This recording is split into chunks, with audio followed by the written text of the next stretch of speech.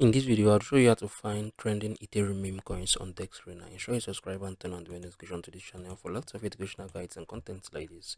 And at first, you need to be logged into your Dexscreener, right? So I'm going to show you how you can find Ethereum trending meme coins. Now, you need to click on this Ethereum tab, right? Once I clicked on it, you'd come on here. This tab with a fire streak, right? Click on it. This is the trending. And from here, you'll be able to find tokens that are trending with time, right?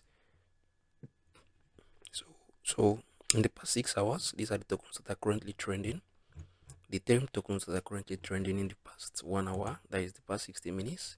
These are the tokens that are currently trending, right? In the past, I think 5 minutes, these are tokens that are currently trending on Ethereum.